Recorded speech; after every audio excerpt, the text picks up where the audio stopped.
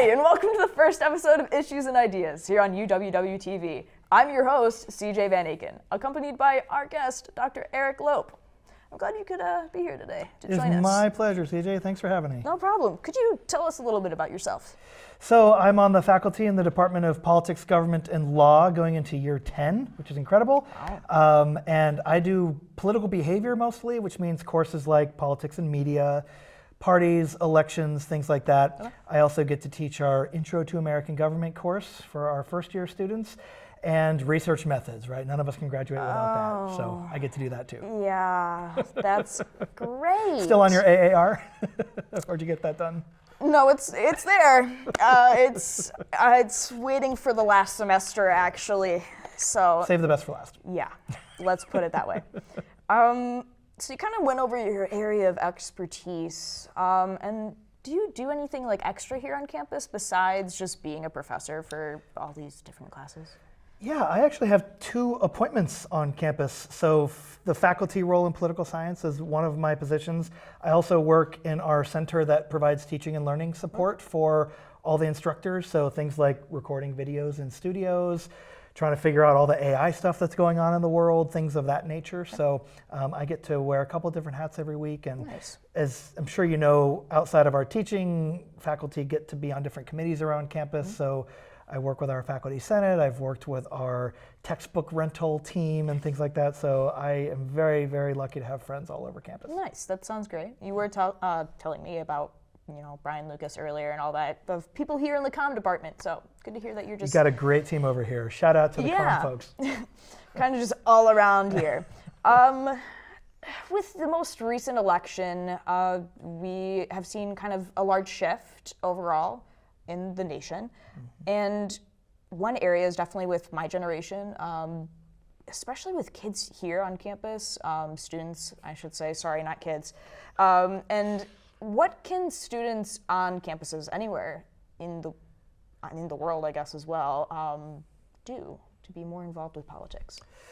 Probably the single most important thing these days is to be very deliberate, intentional, and proactive in terms of seeking out information.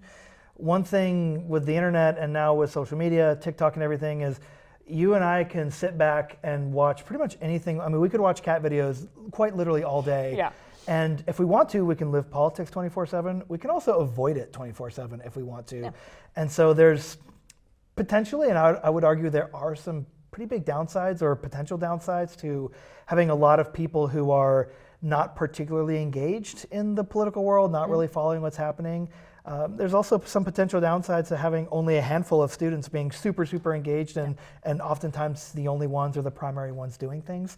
So when I say be like proactive, it's things like go out of your way to find different sources of information. When you want to know something like what's in the news right now, tariffs, for example, you or I could go to our favorite media website and find a story about tariffs. The thing is, though, we don't go to websites randomly, right? None of us do. So in the world we live in now, most of us will be tempted to go to places that will provide information that reinforces what we already find to be convenient or what we think is already true. And it's not always great for the world if all of us do that. So a really important step for students is to go out of your way to check all sorts of resources out there, compare what different media sites might have to say about a story.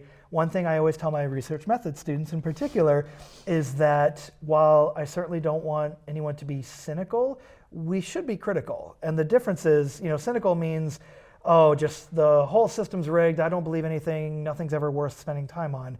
We don't want to go that far, but we do want to go to the point of, I'm going to make them convince me. Right? I'm hearing a politician say, this is the greatest thing ever, or the worst thing ever, the biggest year ever. I'm going to make them prove it, right? I'm going to have a critical eye and basically make them convince me. And if more people did that, and by the way, not just students, right? All of us, but students who are developing media literacy skills and are getting to vote for the first time, maybe they have a special interest in doing that, but I think we're all better off if we take the time to really deliberately go through all the different sources that are out there, hear all the different sides, and go into everything with an open mind. Right. I 100% agree.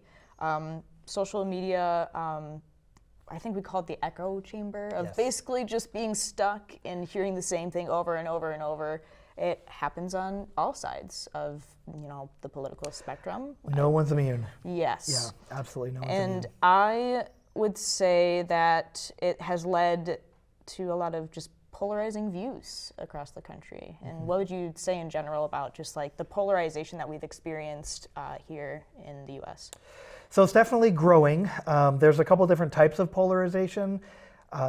When we think of it, we often think of polarization in terms of like your policy views. Like, I think the minimum wage should be this. I think it should be that. And that's growing apart. And there is some difference. But the bigger kind of polarization crisis, you might say, is a polarization of people just not liking people from another group. Like, if we're not in the same party, I just don't think you're a good person. It's really not even about the particular policies. It's about not liking people. Right. Thanks for that information. We'll be right back after this short break.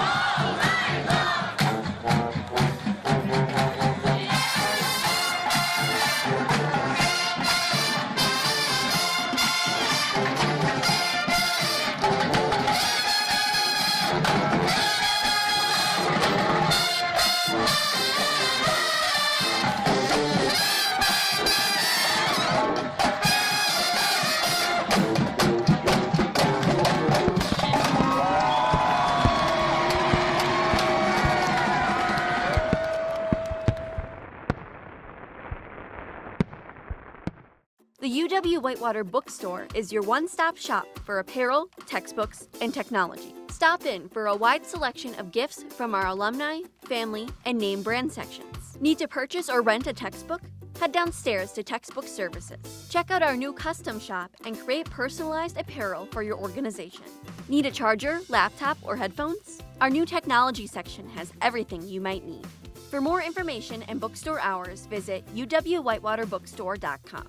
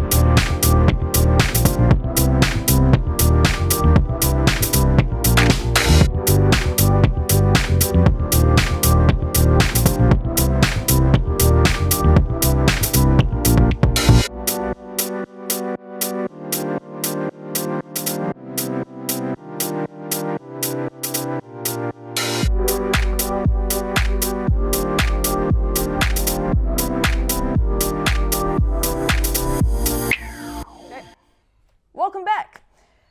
So, you have done a lot of research, I'm assuming, within the 10 years you've been here, all in and of itself. However, what are some issues that students here on campus would be facing that kind of relate to your research? Well, there's certain issues, of course, that are pretty much universally and consistently of concern to students. Things like, the cost of college and what's the future job market going to look like and things like that.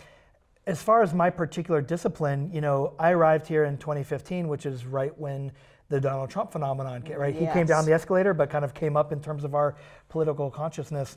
And ever since then, there's been a lot of interest among our students in some of the issues that have come up that are not brand new, but maybe were kind of brought back to life in a way the last 10 years or so. So, think about things like protest and free speech. I mean, those were there were some big things, whether we're talking, January 6th or the rally that occurred right after President Trump was inaugurated in 2016, right, for women's rights. We've seen a lot happening that's kind of First Amendment related. And there's been a lot of questions. I've talked to students even this semester about things like, are we allowed to do this, or what are the limits on that? So, every political figure will have a tendency to kind of push the boundaries in some way, and that can sometimes be complicated or controversial, but one thing for educators is it gives us a chance to revisit that issue and have some conversations about when is it reasonable to push boundaries on things, and what should be the boundaries on things like speech or guns or anything else. Yeah. And most importantly, to educate people on 100%. Yeah, that is what we are paying for at the university, after all. So you have a focus on integrating technology into your classroom. And can you just tell us a little more about that? Because, listen, I've seen a lot of students use ChatGPT. I would love to hear what you have to say about this situation. CJ, are you telling me that not every student is following the no AI policy that some of us put in our syllabi? I am not suggesting. Are you outing the class of 2028? I am not suggesting in any way, shape, or form that any person in the business college of UW-Whitewater is using ChatGPT. No. Or any other college. Yeah, or any college, yeah. But no, that's actually a really interesting way to segue into this conversation, right? Because one of the challenges with something like AI is we're trying to figure out too, like, what should be in our syllabus, right? How should the learning objectives in our course change? What are the reasonable limits? Eric, thank you for joining us today. We really appreciate you sharing your knowledge. I'm sure a lot of people appreciate hearing it, especially with not me, ChatGPT users. Thank you for tuning in. And we hope to see you on the next edition of Issues and Ideas. This has been CJ Van Eken for UWW TV.